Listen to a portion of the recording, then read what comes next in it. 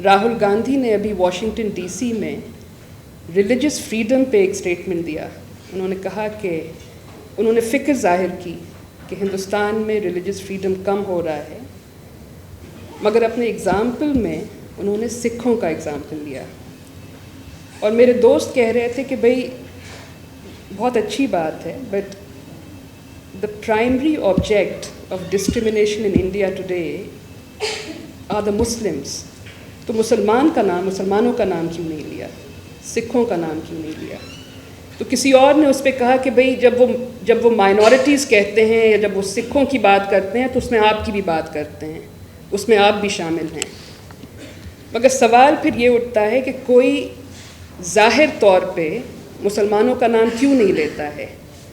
If we are the primary objects today of discrimination, then why don't our purported political allies explicitly name Muslims? Why do they shy away from naming Muslims?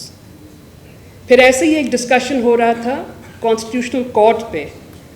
अभी जो RG Kaur वाला case चल रहा है court में, जिसपे supreme court ने suo motu notice लिया है, उसमें कोर्ट ने पहले ही दिन कहा था कि प्रोटेस्ट करने की इजाज़त है सबको, और अगर कोई प्रोटेस्ट कर रहा है तो इसमें कोई गलत बात नहीं है, बल्कि it's a moment of national catharsis. तो मेरे दोस्तों ने पूछा कि do they mean all protests, do they mean all peaceful protests? And I said to them that they certainly mean protests which have the sympathy of the majoritarian side. And again there is a problem. Does a protest need to have the endorsement of the majority for it to be legitimate, for the court to feel that this is something right? You know, this problem is systemic but also individual, like how the families are telling us कि systemic problem है discrimination का, oppression का, मुसलमानों के साथ ज़्यादती हो रही है उसका, मगर बहुत individual problem है, ज़ाती तौर पे लोगों को, families को ये hit करता है। What do we do about this? एक तरीका ये है कि we never shy away from naming names. We take names all the time. Media नाम लेता है, प्रोसिक्यूशन स्टेट नाम लेता है, जो पॉलिटिशियंस हैं वो कोई मौका नहीं छोड़ते जब जहाँ पे अक्यूज़ मुसलमान हो उसका नाम दोहराने का।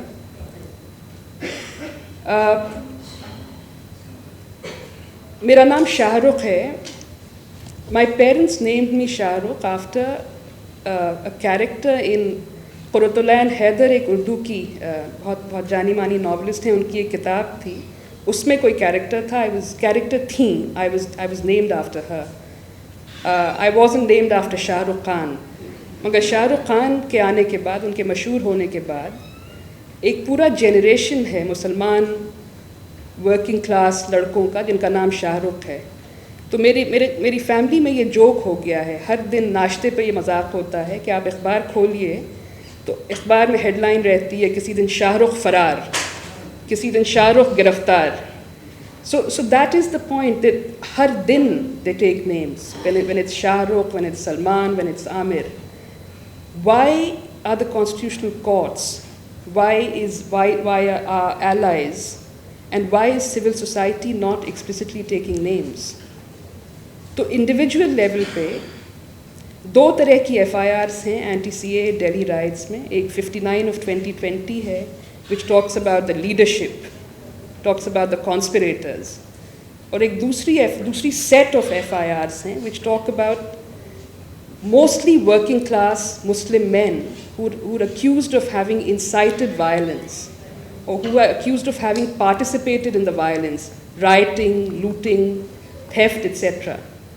And after 4.5 years or 5 years now, one after another, all these men are being acquitted. Very poor working class men, they're all being acquitted. So very recently, the very last order 13 सितंबर का है, इसमें दिल्ली के trial court ने उनको acquit किया है, 11 लड़कों को, और ये कहा है कि the claims were totally artificial. They were not genuine. And they were made up by the police. Order में पुलिस को सज़ा देने की कहीं पे कोई बात नहीं है, जो कासिम रसूल साहब अभी कह रहे थे, मगर बहरहाल इन लड़कों को एक्विट किया है। मेरे ख्याल में it's a form of politics, it's a form of good politics, and it's a form of individual recognition of what they've gone through, just as an example, just as a sample, to take their names. And I'm going to read out their names. Shahnawaz, Shoaib, Shahrukh, Rashid, Azad, Ashraf, Ali, Parvez, Mohammad Faisal, Rashid, Tahir. And there are orders after orders, there are lists after lists. We must take names. ये पहली बात थी। दूसरी बात ये है कि RG Kaur का जो अभी चल ही रहा है केस सुप्रीम कोर्ट में, पहली तारीख पे सुप्रीम कोर्ट ने जो ऑर्डर दिया था उसमें 2-3 ज़रूरी बातें कही थी। ये कहा था कि agitation and protests are a moment of national catharsis, और ये कहा था कि we must address the issues that these protests have brought to the fore. तो सुप्रीम कोर्ट का ये ख्याल है कि एजिटेशन और प्रोटेस्ट लेजिटिमेट है, they are done because there are some issues that need to be brought to the fore and we must address them. They need institutional responses. What do we make of this? And I would suggest कि ये सारे cases चल रहे हैं, ये सारे trials चलेंगे, bail सुना जाएगा, but these are individual cases. These are cases that are in silos. As civil society, as lawyers, we need to think of a writ where we ask the court, we must ask the court to define judicial parameters of which protests constitute national catharsis and which of them constitute terror conspiracies. That is a question of law that must be answered. ये कब होता है कि protest national catharsis बन जाती हैं, और ये कब होता है कि वो टेरर कॉन्स्पिरेसीज बन जाती हैं, और कौन इसको डिफ़ाइन करेगा, कौन ये फैसला करेगा? स्टेट तो पार्टी है, स्टेट तो नहीं कर सकती है, तो कोर्ट को देने होंगे वो पैरामीटर्स जिस पे आप ये फैसला कर सकें कि इस बार ये नेशनल कैथारसिस है या इस बार ये टेरर कॉन्स्पिरेसी है। दूसरी बात जो कोर्ट ने कही इस केस में वो ये था कि we must tolerate some disruptions to life. तो फिर कोर्ट को बताना होगा कि when do we tolerate disruptions? Is it okay to tolerate, it should be okay to tolerate even disruptions to essential services like medical services, as happened in the RG Kaur case. But similarly, is it okay to tolerate traffic inconveniences? How can there be two completely different parameters for two different kinds of protests? अगर doctor हड़ताल पे है, medical services नहीं मिल रही हैं, और court कह रहा है कि भाई ठीक है, आप समझिए कि क्या मौका था, तो दूसरी तरफ कोर्ट ये कैसे कह सकता है कि बहुत ट्रैफिक जैम हो रहा है, मेजर इनकन्वीनियंस है, उठाओ यहाँ से अपनी प्रोटेस्ट? कोई तो जुडिशल पैरामीटर होना चाहिए। दूसरी बात कोर्ट ने ये कही बहुत ज़रूरी कि स्टेट को ये डांट लगाई, स्टेट ऑफ वेस्ट बंगाल को, कि let not the power of the state be unleashed on peaceful protesters. Police को मत छोड़ो प्रोटेस्टर्स के ऊपर, प्रोटेस्टर्स जेन्युइन कंसर्न लेके आए हैं, अपनी पुलिस को मत भेजो उनके पीछे, and deal with them with the greatest deal of sympathy. These are the courts directives to the state. तो अगर कोर्ट ये कह रहा है एक तरफ, तो फिर कोर्ट को बताना होगा कि can you leave certain other protesters to the mercy of vigilante mobs? Can you forgive the police for having done that?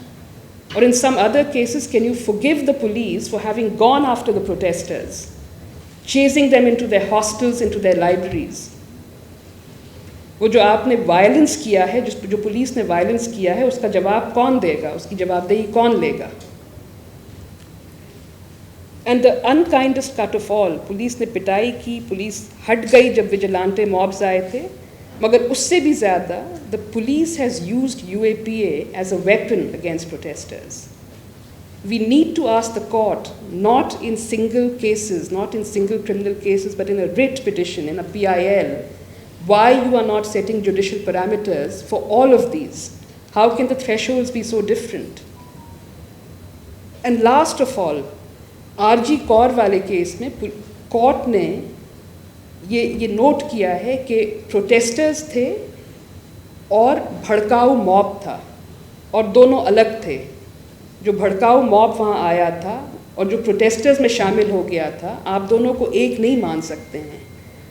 State को बार बार कहा है कोर्ट ने ऑर्डर में कि you have to separate the mob that had come to break up the protest, that had come to create trouble only, from the genuine protesters. Again, we have to ask the court why that distinction is not being made in our case. There were protesters, there was a mob that indulged in violence. Why have the two merged in this case? So again, we need systemic responses, we need individual responses, and we need to think about this. We can't just be going on in silos.